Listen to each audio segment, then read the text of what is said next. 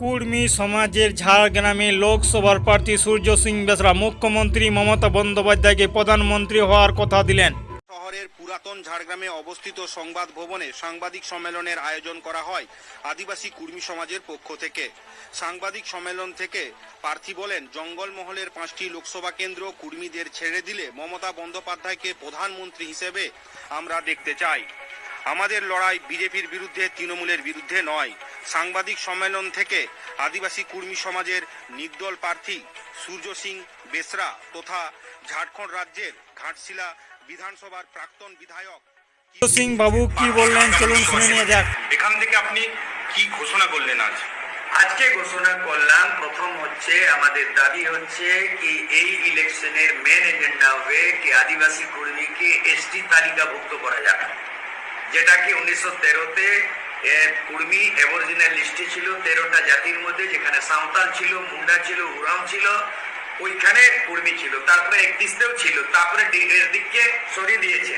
ইনাদের যে বড় আন্দোলন, এটা জাস্টিফাইড মুভমেন্ট আর সংবিধানের আর্টিকেল, এই আর্টিকেল ইয়েতে হবে, মানে আর্টিকেল 342-তে প্রভিশন আছে কি any community claim to inclusion either মানে ওবিসি और एससी और एसटी, তো ইনাদের ক্লেম যেটা আছে ডিমান্ড, এটা পুরা করার জন্য জিতার পরে আওয়াজ তুলব। তার সঙ্গে শুধু কুর্মীরাই নাই, এবং তার সঙ্গে জঙ্গলমহলকে গোর্খাল্যান্ড প্যাটার্নে অটোনোমাস দিতে হবে, এবং তারপরে আমাদের আরো অলচিকিতে নোটে ইন্ডিয়ান কারেন্সিতে অলচিকি লিখতে হবে, দূরদর্শন অল ইন্ডিয়া রেডিওতে 24 ঘন্টা ব্রডকাস্ট করতে হবে, রেলওয়ে স্টেশনে আমাদের লোকাল ল্যাঙ্গুয়েজ ঝাড়খণ্ডী, সাঁওতালি, কুরমালিকে ওখানে যেখানে আছে ওখানে অ্যানাউন্স করতে হবে, এবং কুরমালি ল্যাঙ্গুয়েজকে এক্সিকিউট করতে হবে। এইগুলো দাবি নিয়ে যদি মেনে যায়, তাহলে আমাদের 5টা জঙ্গলমহলের সিট যদি আমাদের দিয়ে দেয়, এখন সময় আছে, তাহলে আমরা ওই সত্যে মমতা ব্যানার্জিকে প্রধানমন্ত্রীর জন্য আমরা প্রস্তাব করছি।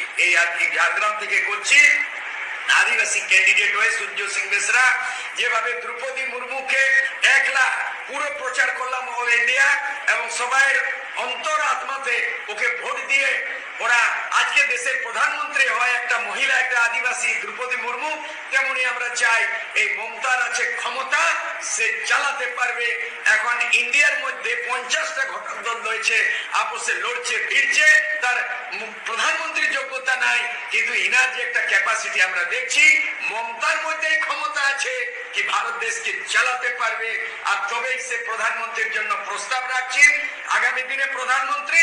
কিন্তু এটার জন্য যদি এগ্রি হয়ে যায় আমাদের আদিবাসী কুর্মী সমাজের প্রার্থী সূর্য সিং বেসরা এই ঝাড়গ্রাম আর পুরুলিয়া থেকে অজিত প্রসাদ মাহাতো, তেমনি আরো রয়েছে, তাহলে আমাদের কোনো আপত্তি নেই। আমাদের মেন শত্রু টিএমসি নয়, মেন শত্রু মমতা দিদি নাই, আমাদের মেন শত্রু হচ্ছে ভারতীয় জনতা পার্টি।